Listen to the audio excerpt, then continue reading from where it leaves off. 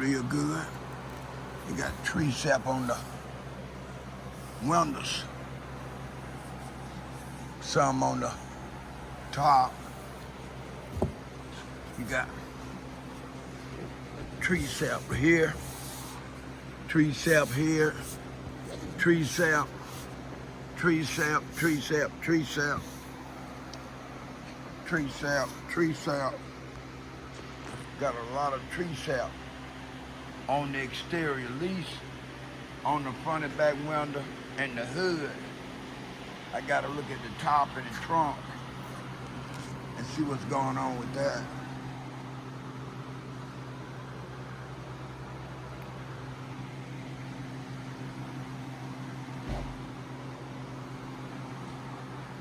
Got oxidation and some scratches.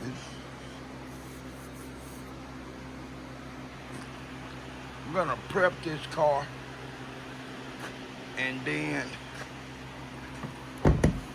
I'll buff it tomorrow. All right, I gotta prop the hood over something. Bear with me. I gotta hold the hood one hand and do the video with the other one.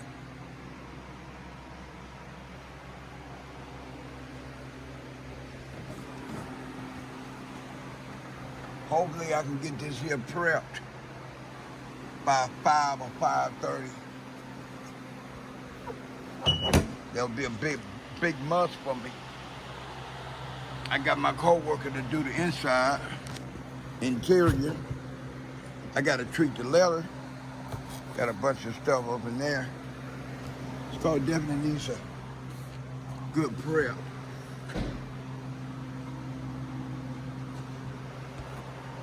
Yeah, I've got hella old tree sap on the top. I don't know what that stuff is gonna do. You got all this here on the sunroof. In its desperate need of a prep.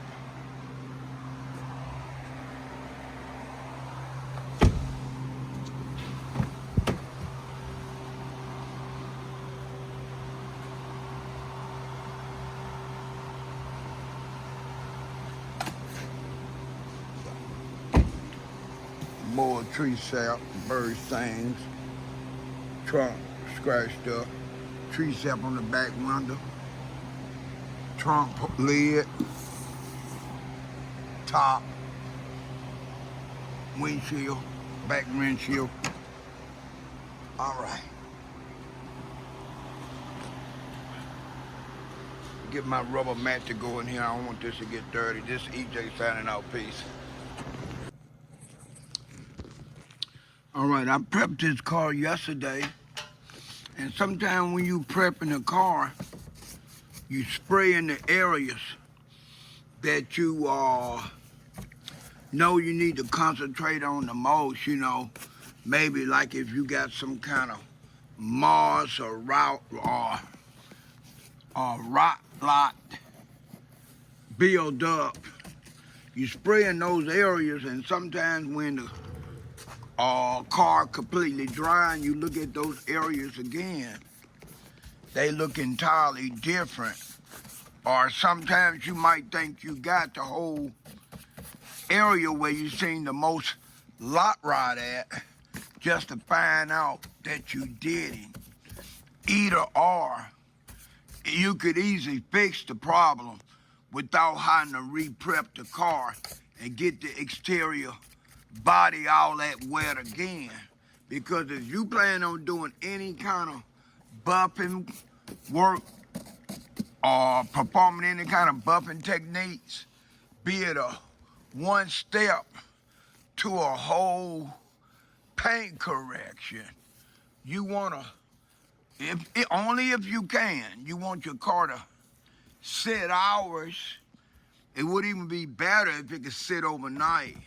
That way all the water in the cracks could drip out, which allows your creams, be it heavy duty cutting cream for scratches, and oxidation to a glaze or second cut, light, mild, heavy cutting cream, whatever technique you need to use on the exterior body to make that exterior body look better. You want to be able to, not be able to, you would like to have your car exterior dry as possible. Now, I know a lot of times time is not going to let you do that. In most cases, even with me, after I wash your car, exterior body and I blow out all the cracks, I find myself drying off the excess water and buffing out right away. And then doing so, the buffer is like a harmonic balancer, right? It vibrates. So you got all this different water coming out of the seams as you run this harmonic balancer, shaking the body of the car. All this water is coming out of the seams. It's getting on your buffing pads and your cutting creams and your glaze. I don't like that. If I can, I like to have my car after I prep the outside, sit overnight, if not overnight, at least a couple hours. But let's face it, when you working somewhere that's got a high turnaround or high volume or productivity, a lot of times that's not the case. You find yourself washing the car, prepping the car, and blowing the cracks off, drying the car off, then automatic start buffing. This is EJ signing out. Peace. Okay, I was able to go back in that area where once it dried, I saw more lot rot without getting the whole front end of this car wet again. Now, I'm spraying some instant shine up in there. Store the shine back.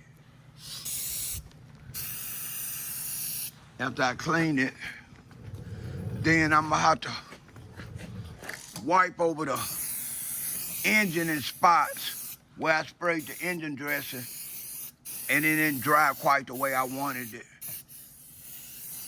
Okay, now that takes care of the bottom half, and then I'm gonna go back and I'm gonna go back over it by hand with some engine dressing on a sponge and shine that area up a little bit.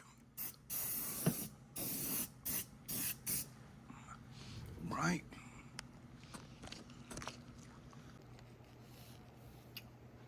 What's happening? This is EJ, the automotive detailer, and I spent quite a bit of time after I prepped this car late yesterday. I let it dry overnight, and it had hella tree sap on the top, the hood, the trunk, and some of the sides. So I had to get the tree sap out as much as possible. Then I masked this car off. I tell you, I can relate to why a lot of detailers don't like masking cars off, man. That is really time consuming, right? But I feel better masking it off. I don't want to spend a lot of time cleaning up behind myself after I buff a car because I did not want to mask it off. All right, I'm about to start doing my first stage buff. It's gonna be a heavy cut buff with my Makita buffer and my wool pad, and I got my heavy cutting cream.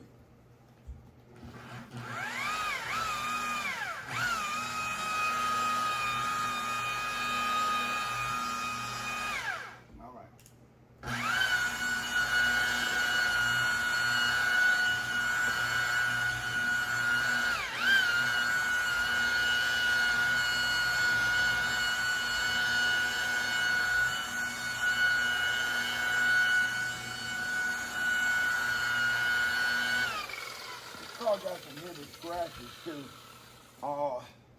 I'm gonna spend a few minutes afterwards. In a few minutes, I'm gonna start recording to try to adjust my buffing pad a little bit better because it don't feel like it's quite angled on my buffer pad right.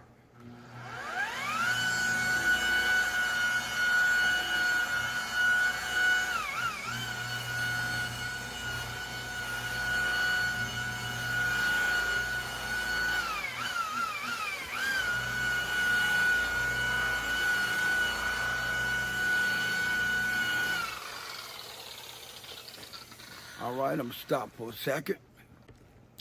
Note, I got my pad feeling like it's adjusted right. Now, when I'm doing non-BMW cars, I have to pay attention to the body line because the body lines on non-BMW product is different than other makes and model cars. And plus, this is an older car. If I had to guess, I would say it's between a 2003 and a 2007. So the body lines on this car is it's entirely different than the average BMW that comes through here.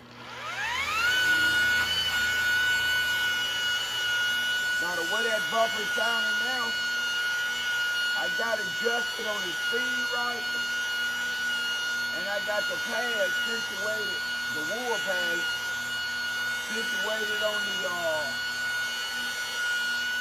bumper back plate. The bumper back plate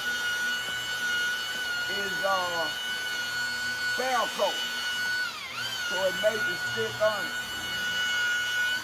Now that's an entirely different sound compared to what I was buffing with when I first started.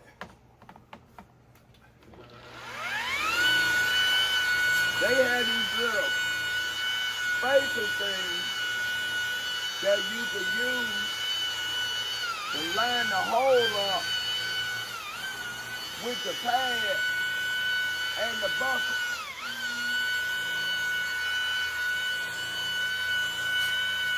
I never used it when I first started bumping. I can't even tell y'all when that what I'm talking about actually came out. I have no idea. I will tell you this. I just recently found out why it was in the pad, why it was in the bag with a brand new bumping pad. I can tell you that. And that's been the last couple of years.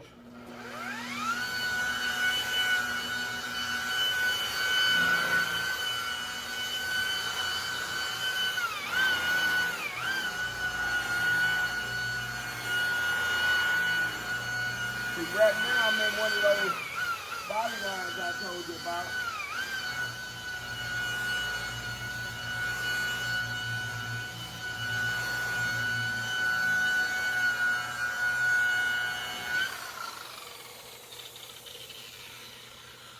Man, getting this tree sap and the rot lotting out of these jams was hell.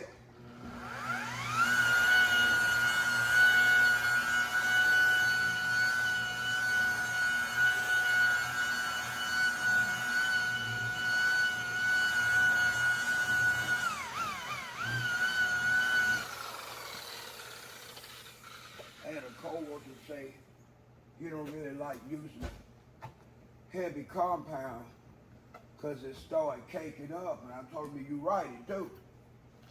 You just gotta either work it in or take a cloth and rub it the rest of the way in to keep you from bumping in that spot too long, taking a chance of burning the paint.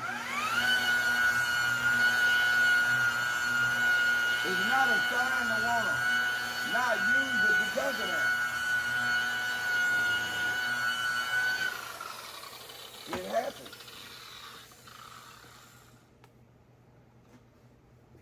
If I was looking for reasons not to do certain things when it came to performing the exterior bump job, I would have never made it this far with my bumping skills.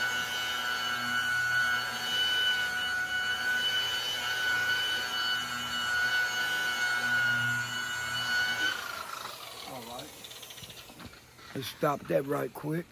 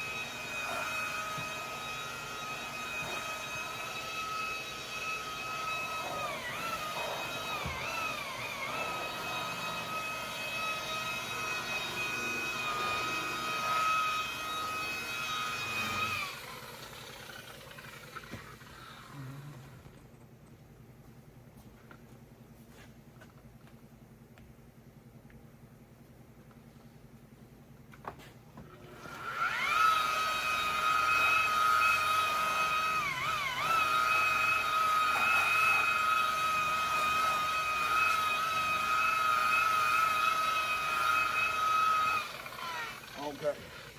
That's enough of the first step buff piece.